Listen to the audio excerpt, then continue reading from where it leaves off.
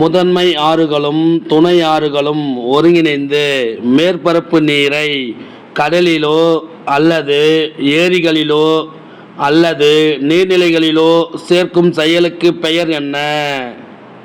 வடிகால் அமைப்பு. முதன்மை ஆறுகளும் துணை ஆறுகளும் இணைந்து பாயும் பரப்பளவு எவ்வாறு அழைக்கப்படுகிறது? வடிகால் கொப்பரை. இந்தியாவின் அமைவிட அடிப்படையில் வடிகால் அமைப்பு எத்தனை பெரும் பிரிவுகளாக பிரிக்கலாம்? 2.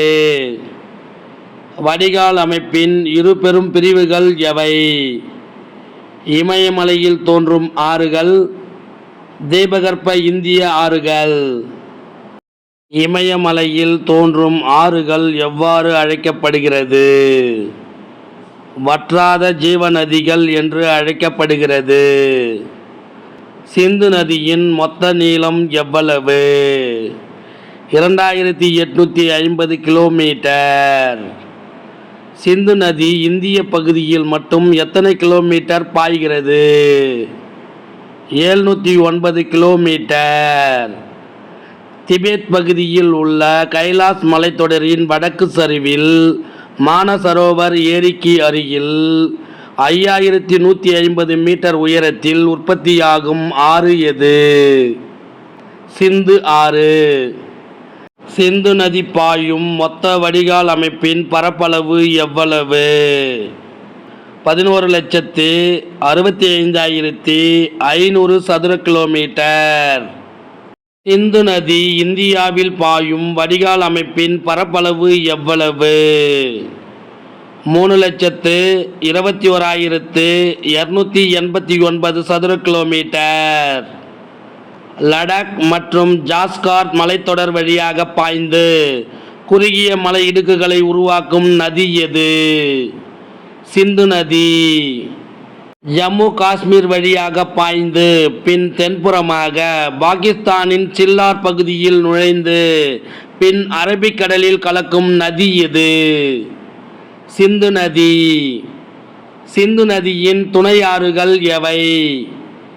ஜீலம், சேனாப், ராவி, பியாஸ், சட்லஜ். சிந்து நதியின் மிகப்பெரிய துணை ஆறு எது? செனாப். இந்தியாவின் மிகப்பெரிய வடிகால் அமைப்பை கொண்ட ஆறு எது? கங்கை ஆறு. கங்கை நதியின் வடிகால் அமைப்பின் பரப்பளவு எவ்வளவு? 8,61,404 சதுர கிலோமீட்டர். உத்தரகாண்ட் மாநிலத்தில் உள்ள உத்தர்காசி மாவட்டத்தில் 7,010 கிலோமீட்டர் உயரத்தில் கங்கோத்ரி பனியாற்றில் இருந்து பகிரதி என்னும் பெயருடன் உற்பத்தியாகும் ஆறு எது? கங்கை ஆறு. கங்கை நதியின் நீளம் எவ்வளவு?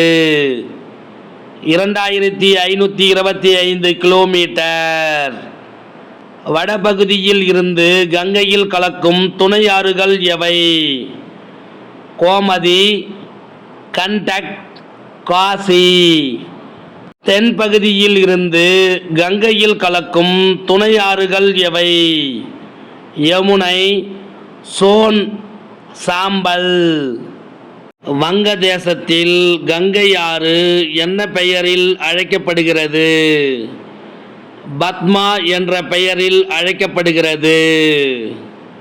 எந்த இரு ஆறுகள் சேர்ந்து உலகிலேயே மிகப்பெரிய டெல்டாவை உருவாக்கி உள்ளன?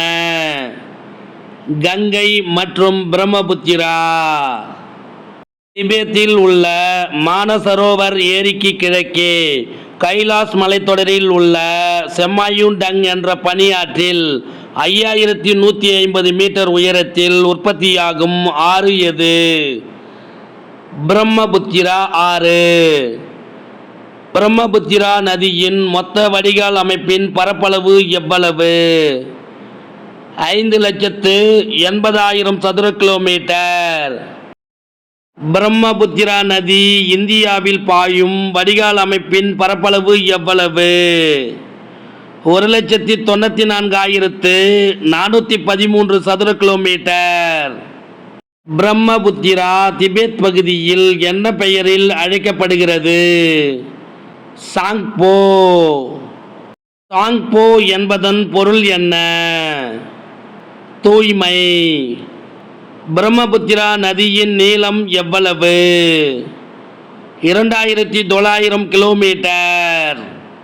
பிரம்மபுத்திரா நதி இந்திய பகுதியில் எத்தனை கிலோமீட்டர் பாய்கிறது? 900 கிலோமீட்டர் பாய்கிறது.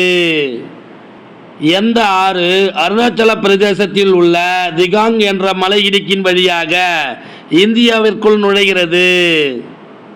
பிரம்மபுத்திரா. பிரம்மபுத்திராவின் துணை ஆறுகள் எவை? தீஸ்டா, மானாஸ், பராக், சுபன்ஸ்ரீ. பிரம்மபுத்திரா வங்காளதேசத்தில் என்ன பெயரில் அழைக்கப்படுகிறது? ஜமுனா. கங்கை ஆற்றுடன் பிரம்மபுத்திரா இணைந்த பிறகு எவ்வாறு அழைக்கப்படுகிறது? மேக்னா. வங்காள விரிகுடா கடலில் கலக்கும் ஆறுகள் எவை?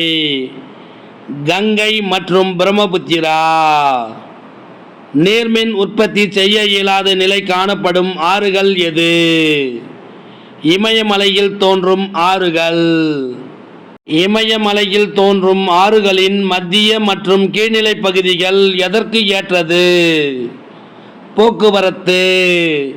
இந்த வினாவினை உங்களுக்கு பிடிச்சிருந்தா சின்னதாக ஒரு லைக் பண்ண மறக்காதீங்க. தேங்க்யூ.